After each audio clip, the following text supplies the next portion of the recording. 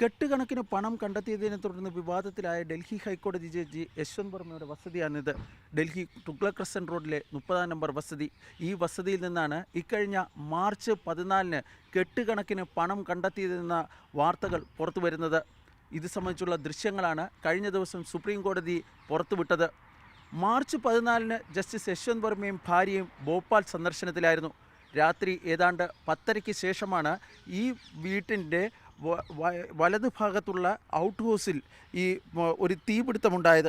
ആ തീപിടുത്തം അണയ്ക്കുന്നതിനായി ഈ വീട്ടിലുണ്ടായിരുന്ന യശ്വന്ത് വർമ്മയുടെ മകളും അതുപോലെ തന്നെ യശ്വന്ത് വർമ്മയുടെ സ്റ്റാഫിൽപ്പെട്ട ജീവനക്കാരും ഫയർഫോഴ്സിനെ വിളിക്കുകയായിരുന്നു. ഒപ്പം ഡൽഹി പോലീസിനെയും അറിയിക്കുകയും ചെയ്തു. വളരെ വേഗത്തിൽ തന്നെ ഡൽഹി പോലീസും ഫയർഫോഴ്സും ഇവിടെ എത്തുകയും ചെയ്തിരുന്നു. തുടർന്ന് ഈ തീ അണയ്ക്കുന്നതിനിടയിലാണ് ആ മുറിയിൽ കെട്ടുകണക്കിന് ചാക്കിൽ കെട്ടിയ പണങ്ങൾ കണ്ടെത്തിയ എന്ന റിപ്പോർട്ടുകൾ പുറത്തു വന്നത്. ഇക്കാര്യങ്ങളെല്ലാം തന്നെ ജസ്റ്റിസ് യശ്വന്ത് വർമ്മ നിഷേധിക്കുകയാണ്. അദ്ദേഹത്തിൻ്റെ പ്രധാനപ്പെട്ട വാദങ്ങൾ ഇവയാണ്. ഈ സംഭവം നടക്കുമ്പോൾ താനോ തൻ്റെ ഭാര്യയോ ഇവിടെ ഉണ്ടായിരുന്നില്ല. മകളും പ്രായമായ അമ്മയും മാത്രമായിരുന്നു ഉണ്ടായിരുന്നത്. തീ അണയ്ക്കുന്ന സമയത്ത് ഫയർഫോഴ്സ് ഉദ്യോഗസ്ഥർ മറ്റാരെയും ആ പ്രദേശത്തേക്ക് കടക്കാൻ വേണ്ടി അനുവദിച്ചിരുന്നില്ല.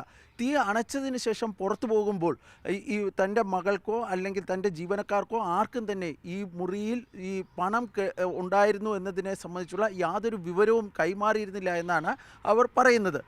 ആ മുറിയിൽ ഉണ്ടായിരുന്നത്, ഔട്ട് ഹൗസിലെ സ്റ്റോർ റൂമിൽ ഉണ്ടായിരുന്നത് ഈ വീട്ടിലെ ഫർണിച്ചർ, ഉപയോഗശൂന്യമായ ഫർണിച്ചറുകൾ, അതുപോലെ തന്നെ ഈ കിടക്കകൾ എന്നിവയൊക്കെ കൂട്ടിയിട്ടിരിക്കുകയായിരുന്നു. അതിനാണ് ഷോർട്ട് സർക്യൂട്ടിനെ തുടർന്ന് തീപിടുത്തം ഉണ്ടായതെന്നാണ് ജസ്റ്റിസ് യശ്വന്ത് വർമ്മ പറയുന്നത്. ഏതായാലും ഈ തൊട്ടടുത്ത ദിവസം രാവിലെ ആ മുറിയിൽ നിന്ന് കുറച്ച് സാധനങ്ങൾ മാറ്റപ്പെട്ടു എന്നാണ് ഇപ്പോൾ പറയുന്നത്. എന്നാൽ ഈ സാധനങ്ങൾ ഈ കെട്ടിടത്തിന് പുറത്തേക്ക് കൊണ്ടുപോയിട്ടില്ല എന്ന് യശ്വന്ത് വർമ്മ പറയുകയും ചെയ്യുന്നുണ്ട്. ഇതിൽ യശ്വന്ത് വർമ്മയുടെ വാദങ്ങൾക്ക് യോജിക്കാത്ത അല്ലെങ്കിൽ അതിനെ നമുക്ക് മുഖവിലേക്ക് എടുക്കാൻ പറ്റാത്ത പ്രധാനപ്പെട്ട ചില ഘടകങ്ങളുണ്ട്. അതിലേറ്റവും പ്രധാനപ്പെട്ട കാര്യം, ഈ മുറിയിലേക്ക് അല്ലെങ്കിൽ ഈ സംഭവം നടക്കുന്ന ഈ കെട്ടിടത്തിലേക്ക്, കനത്ത സുരക്ഷാ ക്രമീകരണങ്ങളുള്ള ഈ കെട്ടിടത്തിലേക്ക് പുറത്തു നിന്ന് ആർക്കും അങ്ങനെ പ്രവേശിക്കാൻ വേണ്ടി കഴിയില്ല. ഒന്നുകിൽ അദ്ദേഹത്തിൻ്റെ ജീവനക്കാർക്ക്, അല്ലെങ്കിൽ കുടുംബാംഗങ്ങൾക്ക്, ഇവർക്ക് മാത്രമാണ് പ്രവേശിക്കാൻ വേണ്ടി കഴിയുന്നത്. അല്ല എങ്കിൽ മുൻകൂർ അനുമതി അവർക്ക് ലഭിക്കേണ്ടതായുണ്ട്. അതുകൊണ്ട് തന്നെ പുറത്തുനിന്ന് ആരെങ്കിലും കൊണ്ട് പണം വച്ചതാണോ എന്ന കാര്യത്തിൽ നമുക്കൊരു വ്യക്തതയില്ല.